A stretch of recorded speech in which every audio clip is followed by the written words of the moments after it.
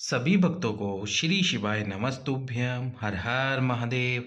ओम नमः शिवाय, जय महाकाल, शिवाय नमः। ओम। तो आज हम आपको फिर से बताने वाले हैं दो और पत्रों के बारे में, जिसमें गुरु जी ने कथा में पत्र पढ़े और पत्र पढ़कर हमें बताया कि किस प्रकार से एक माता को 9 वर्ष बाद और दूसरी माता को भी 9 वर्ष बाद संतान की प्राप्ति हुई। पत्र में जो जो लिखा गया है वही हम आपको बताने वाले हैं, और उन्होंने कौन सा उपाय किया इसकी जानकारी भी हम आपको देने वाले हैं। किस उपाय से उनको लाभ हुआ और किस प्रकार से वो लाभ उनको उनकी इच्छा के रूप में मिला। पूरा पत्र हम आपको बताएंगे, शुरुआत में क्या हुआ, अंत में क्या हुआ, और किस उपाय से फिर उनको उनकी मनवांछित मनोकामना की पूर्ति हुई, किस उपाय से उनको सब कुछ प्राप्त हुआ। तो चलिए शुरू करते हैं वीडियो, और उससे पहले वीडियो को लाइक करके, चैनल को सब्सक्राइब करके, वीडियो को अधिक से अधिक लोगों के पास शेयर कर दीजिए। जो भी व्यक्ति मेरी आवाज़ पहली बार सुन रहे हैं, सबसे पहले तो भगवान शंकर उन सभी की मनोकामना पूर्ण करें। यदि आप मेरी आवाज़ पहली बार सुन रहे हो तो कृपया करके मेरी एक बात मानकर प्रतिदिन भगवान शंकर के शिवलिंग पे जल जरूर समर्पित करें। बाबा आपकी सभी समस्याओं को हल कर देंगे। जैसे गुरु जी कहते हैं एक लोटा जल सारी समस्या का हल, उसी प्रकार हम भी गुरु जी के ही नारे को बोलते हैं, एक लोटा जल सारी समस्या का हल। तो अब सबसे पहला पत्र आया, तो उसमें उन माता ने बताया कि गुरु जी मेरी शादी को हो गए थे 9 साल।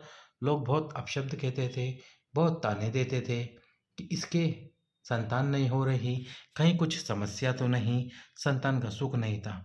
उन्होंने आईवीएफ करवाया, टेस्ट ट्यूब बेबी करवाया, पर फिर भी उनको संतान नहीं हुई। मोहल्ले वाले लोग अपशब्द कहते थे, उन्हें बहुत आड़ा टेढ़ा भी बोलते थे। तो 2019 में उन्होंने पहली बार शिव महापुराण की कथा सुनी और उसमें शिव महिमा का वर्णन सुना। और इसके साथ ही उनको रजो धर्म से जुड़ी हुई समस्या थी। रजो धर्म उनका नहीं आता था, तो रजो धर्म उनका नहीं आता था और रजो धर्म से जुड़ी हुई समस्या थी। तो गुरु जी ने कहा था कि आप भगवान शंकर को जल जरूर चढ़ाएं, और जल चढ़ाने के बाद में जो जल शिवलिंग से नीचे गिरता है उस जल का आचमन करें, यानी कि उस जल को पिए, और कुंदकेश्वर महादेव का नाम जरूर ले। कौन से महादेव? कुंदकेश्वर महादेव, जो गुरु जी ने बताया है रोग मुक्ति के लिए कुंदकेश्वर महादेव का नाम जरूर ले। तो इस प्रकार से उन्होंने भगवान शंकर के शिवलिंग पे जल समर्पित करना शुरू करा। गुरुजी ने उपाय बताया था सफेद आंकड़े की जड़ वाला, और वो 7वें दिन करना था रजस वाला धर्म के। लेकिन उन माता ने देखा कि गुरुजी जब मेरा रजस वाला धर्म ही नहीं आता तो मैं 7वें दिन आंकड़े की जड़ को कैसे बांधूं। तो बहुत परेशान थी, बहुत दुखी थी, पर भगवान शंकर पे जल समर्पित करना शुरू किया। जल समर्पित करना शुरू किया, और जल समर्पित करते से ही उन्होंने भगवान शंकर के शिवलिंग से जो जल नीचे गिरता था उसको पीना भी शुरू कर दिया। जल पीना शुरू करा और भगवान शंकर के शिवलिंग पे बेलपत्र चढ़ाया, और बेलपत्र चढ़ाकर बाबा से प्रार्थना करी कि हे बाबा, मेरी उम्र नहीं है अभी कि मेरा रजस वाला धर्म बंद हो जाए, पर वो बंद हो गया है, नहीं आ रहा, मुझ पे कृपा करो। मैंने सारी दवाइयाँ खाई है, सारे डॉक्टर से कंसल्ट किया है, अब मैं आपके द्वार पर आई हूँ। तो इस प्रकार बेलपत्र समर्पित करके उन्होंने उस बेलपत्र को खाया और उनका रजस वाला धर्म आना शुरू हुआ। रजस वाला धर्म आया, उन्होंने 21 बार सफ़ेद आंकड़े की जड़ वाला उपाय किया।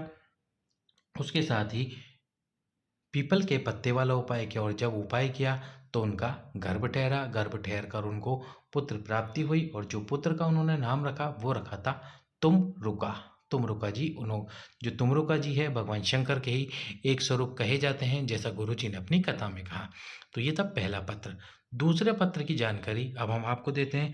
तो दूसरे पत्र में एक सास ने अपनी बहू के बारे में बताया कि गुरु जी, जो मेरी बहू है उसको 9 वर्षों से 10 वर्षों से संतान नहीं हो रही थी। 9.5 वर्ष, 10.5 वर्ष हो चुके थे, संतान नहीं हो पाई। इलाज कराते कराते वो थक गए, हर जगह पर जाकर आए, हर डॉक्टर के पास जाके आए, जो जांचें कराने को बोली वो जांचें भी कराए उन्होंने। कराते कराते थक गए और परेशान हो गए। अब इसके साथ ही उनके भी साथ यही समस्या हुई कि उनकी बहू का मासिक धर्म बंद हो गया। अब जब मासिक धर्म कम उम्र में बंद हो जाता है तो तकलीफ भी होती है। फिर इसके बाद अब जब सफ़ेद आंकड़े की जड़ का उपाय वो कैसे करें, समस्या में आ गए थे। 2 या 3 साल तक उनकी बहू का मासिक धर्म, यानी कि जो रजस वाला धर्म है, वो बिल्कुल भी नहीं आया। रजस्वला धर्म नहीं आया, मासिक धर्म नहीं आया, तो संतान भी नहीं हो सकती। अब उनको किसी ने पशुपतिनाथ जी के व्रत के बारे में बताया। आपने भी सुना होगा, गुरुजी ने अपनी कथा में कई बार बताया है, पशुपतिनाथ जी का व्रत 5 सोमवार का ये व्रत होता है। कहते हैं कि आपकी कोई भी मनोकामना हो, कोई भी कामना हो, उस कामना को यदि आप पूर्ण करवाना चाहते हैं, तो पशुपतिनाथ जी के 5 सोमवार का व्रत ज़रूर करें। कैसे करते हैं ये पूरा व्रत, आपको हमारे चैनल पर इसका डिटेल वर्णन मिल जाएगा। हमने ये व्रत की पूजा करके भी दिखाई है, प्लेलिस्ट में आपको पूजा मिल जाएगी। 5 सोमवार का व्रत है, सुबह पूजा करो, शाम को 6 दीपक लेके जाओ, मीठे का प्रसाद 3 हिस्से करो मीठे के प्रसाद के, 6 में से 5 दीप मंदिर में प्रज्वलित करो, एक घर पर लेकर आओ, घर में प्रवेश करते समय सीधे हाथ पर दीप प्रज्वलित करके घर में प्रवेश कर जाओ, 3 में से 2 हिस्से मंदिर में छोड़ो, एक अपने साथ लेकर जाओ। जब रात्रि को भोजन ग्रहण करो, उससे पहले जो एक हिस्सा आप लेकर आए हो वही खाएं, वो खाइए, और केवल उसी व्यक्ति को खाना है जिस व्यक्ति ने व्रत करा है।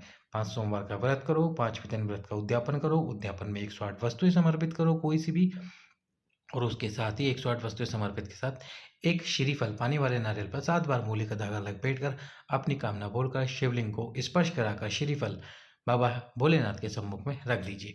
इस प्रकार से उन्होंने पशुपतिनाथ जी का व्रत शुरू करा। पहले ही सोमवार में उनके पेट में दर्द हुआ, उन्होंने डॉक्टर को जाकर दिखाया, तो डॉक्टर ने कहा कि इनके बच्चेदानी में गांठ है। अब इसके बाद में वो प्रसाद नहीं खा पाई, क्योंकि उनको डॉक्टर ने दवाई दे दी थी।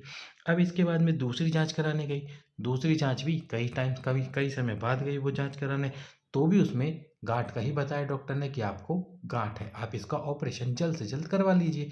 इसके बाद में तीसरी जांच कराई तो पता चला कि उनका गर्भ रुका हुआ है और वो 7वें महीने का गर्भ है।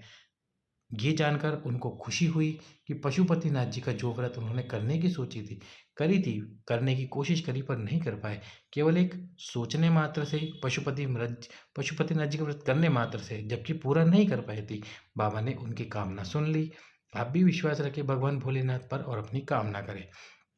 इसके साथ ही 7 महीने का गर्भ उनका पता चला, 2 महीने बाद उनको 9 महीने का पूर्ण गर्भ प्राप्त हुआ।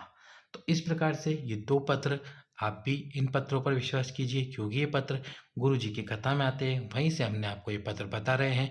बाबा की कृपा आपके ऊपर भी होगी, विश्वास रख के उपाय कीजिए। सभी भक्तों को श्री शिवाय नमस्तुभ्यम, हर हर महादेव।